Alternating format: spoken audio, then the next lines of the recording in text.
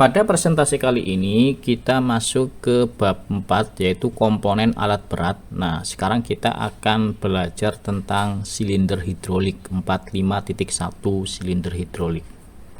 Fungsi aktuator pada sistem hidrolik adalah menggerakkan bagian-bagian mesin atau alat berat agar bisa bekerja.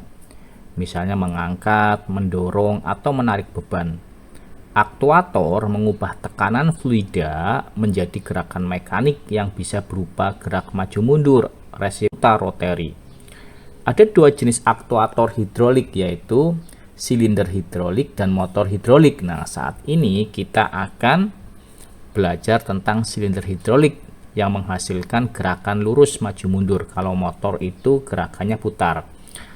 Silinder hidrolik berfungsi seperti otot pada alat berat.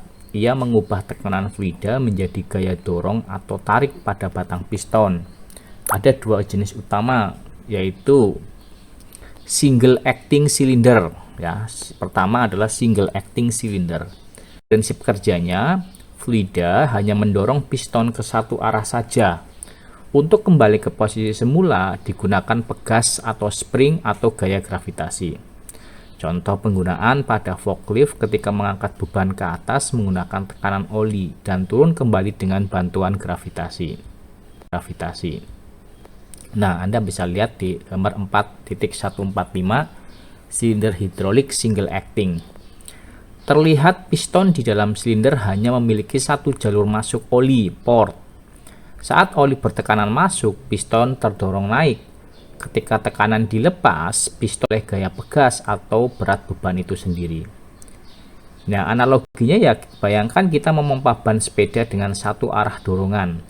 Saat kita tekan pompa, udara masuk ke ban, seperti oli mendorong piston. Saat kita tarik pompa ke atas, udara tidak keluar karena ada katup satu arah. Itu yang single acting. Yang sekarang double acting. Prinsip kerjanya yaitu fluida bisa mendorong piston ke dua arah, baik saat maju maupun mundur. Terdapat dua port, satu untuk dorong maju dan satu untuk dorong mundur. Jenis ini lebih kuat dan digunakan di alat berat yang perlu tenaga di kedua sisi. Contoh pengguna ya pada bulldozer, motor grader, wheel loader yang membutuhkan dorongan dua arah untuk mengangkat atau menurunkan blade. Nah, Anda bisa lihat di gambar 4.146 hydraulic cylinder double acting. Terlihat dua arah aliran oli masuk dan keluar. Saat oli masuk dari sisi bawah piston, piston terdorong ke atas. Saat oli dialirkan di sisi atas, piston terdorong ke bawah. Oke ya, itu adalah double acting dan single acting. Sekarang kita belajar seal-nya, seal pada silinder hidrolik. Apa sih fungsi seal? Seal itu untuk mencegah kebocoran oli dan menjaga tekanan tetap stabil di dalam silinder. Anda bisa lihat di gambar 4.147 seal pada silinder hidrolik. Bagian penting seperti O-ring, U-packing, dan piston menjaga agar oli tidak keluar tekanan. Das seal itu mencegah debu saat piston bergerak keluar masuk. Kemudian nylon seal itu membantu mengurangi gesekan agar piston bergerak halus. Contohnya seperti karet penutup pada suntikan yang mencegah cairan bocor keluar dari sisi jarum. Nah, sekarang ada lagi piston valve. Piston valve itu terdapat pada lift cylinder alat berat seperti bulldozer. Apa fungsinya? Komponen ini berfungsi untuk satu, mengurangi benturan antara piston dan dinding silinder. 2. Menjaga keselamatan saat piston berada di posisi phase naik penuh atau full lower turun penuh. 3. Memungkinkan sistem bekerja lebih halus dan efisien. Nah, Anda bisa lihat di gambar 4.150 piston valve. Terdiri dari valve seat 1 dan 2 serta piston valve 3. Saat piston mendekati ujung langkahnya, oli dari ruang A mengalir ke ruang B. Tekanan di ruang A menurun sehingga benturan bisa diredam. Nah, ini analoginya itu seperti peredam kejut atau shock absorber pada sepeda motor yang membuat gerakan tidak keras saat mencapai batas.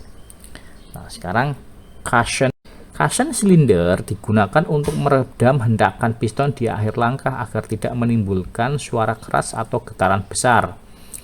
Fungsi utama cushion mengurangi kecepatan piston di akhir langkah dan mengurangi suara benturan piston.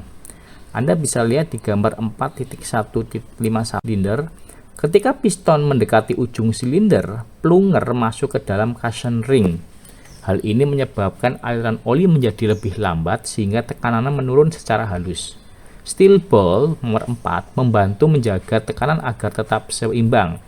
Analoginya ini seperti pintu otomatis yang menutup pelan, tidak langsung membanting. Itu karena ada peredam udara di dalam mekanismenya. Mirip dengan cara kerja cushion silinder. Nah, kesimpulannya dari materi ini adalah jenis komponennya single acting itu fungsinya menggerakkan satu arah, contohnya pada forklift atau dongkrak hidrolik. Kemudian double acting silinder itu menggerakkan dua arah fungsinya, contohnya penggunaan pada bulldozer, ekskavator.